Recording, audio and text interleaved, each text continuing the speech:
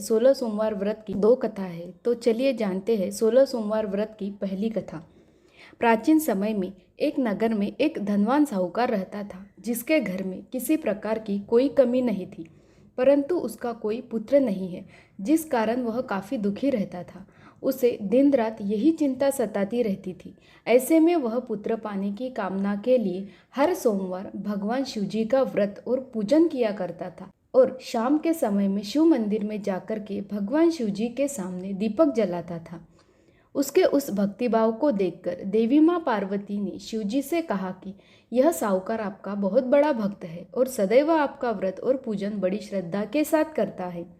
इसकी मनोकामना पूर्ण करनी चाहिए। शिव जी ने कहा, हे पार्वती, यह संसार कर्म क्षेत्र है और जैसे किसान खेत में जैसा बीज बोता है वैसा ही फल काटता है, उसी तरह इस संसार में व्यक्ति जैसा कर्म करता है वैसा ही फल भोगता है। पार्वती जी ने अत्यंत आग्रह से कहा, प्रभु, जब यह आपका इतना बड़ा भक्त है और इसको अगर किसी भी प्रकार का दुख है तो उसे अवश्य दूर करना चाहिए, क्योंकि आप सदैव अपने भक्तों पर दयालु होते हैं और उनके दुखों को हमेशा दूर करते हैं। यदि आप ऐसा नहीं करेंगे तो मनुष्य आपकी सेवा व व्रत क्यों करेंगे। पार्वती जी के ऐसे आग्रह पर शिवजी बोले, हे पार्वती, इसके कोई पुत्र नहीं है, इसी चिंता में यह अत्यंत दुखी रहता है। इसके भाग्य में पुत्र न होने पर भी मैं इसको पुत्र की प्राप्ति करवा दे सकता हूँ, लेकिन वह पुत्र केवल 12 वर्ष तक जीवित रहेगा।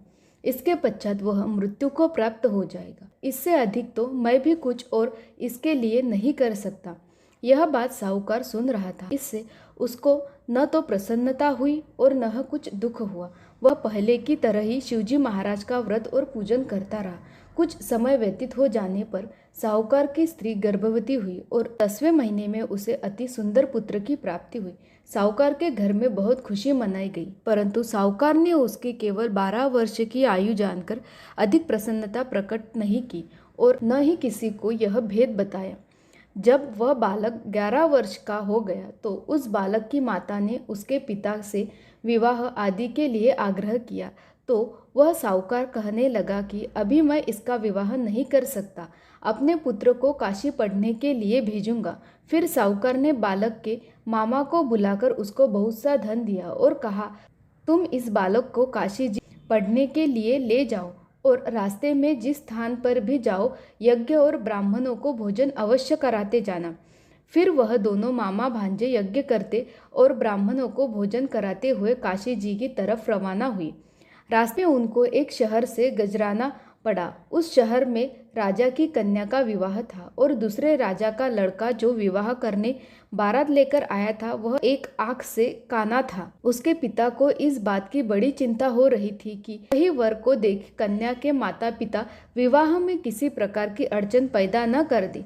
इस कारण जब उसने अति सुंदर सेठ के लड़के को देखा तो मन में विचार बनाया कि क्योंकि न दरवाजे के समय इस लड़के से वर का काम चलाया जाए। ऐसा विचार कर वर के पिता ने उस लड़के और उसके मामा से बात की तो वे राजी हो गए।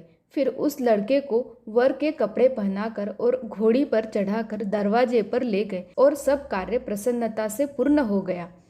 फिर वर के पिता ने सोचा कि यदि विवाह कार्य भी इसी लड़के के द्वारा करा लिया जाए तो क्या बुराई है। ऐसा विचार कर उसने लड़के और उसके मामा से कहा, यदि आप फेरों और कन्यादान के काम को भी करा दे तो आपकी बड़ी कृपा होगी और मैं इसके बदले में आपको बहुत सारा धन दूंगा। तो उन्होंने स्वीकार कर लिया और विवाह कार्य भी बहुत अच्छी तरह से संपन्न हो गए।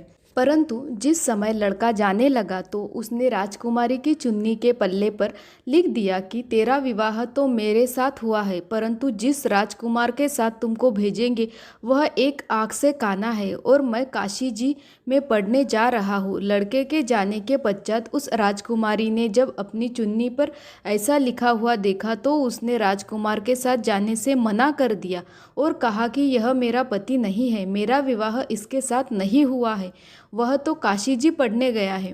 राजकुमारी के माता पिता ने अपनी कन्या को विदा नहीं किया और बारात वापस चली गई। उधर सेठ का लड़का और मामा काशी जी पहुंच गए थे। वहां जाकर लड़के ने पढ़ना शुरू कर दिया। जब लड़के की आयु 12 साल की हो गई उस दिन उन्होंने यज्ञ रचा रखा था कि लड़के ने अपने मामा से कहा, मामा जी आज मेरी तबीयत कुछ ठीक नहीं लग रही है।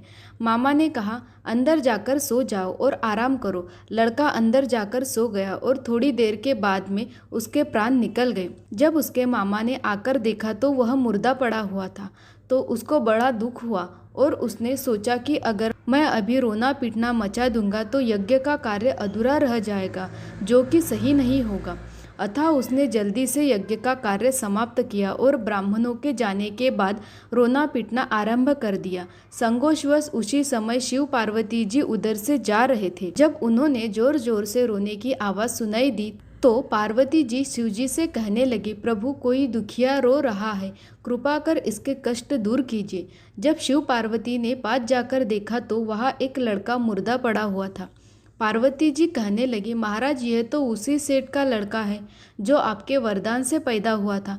अतः हे प्रभु इस बालक को और आयु दो, नहीं तो इसके माता पिता तड़प तड़प कर मर जाएंगे।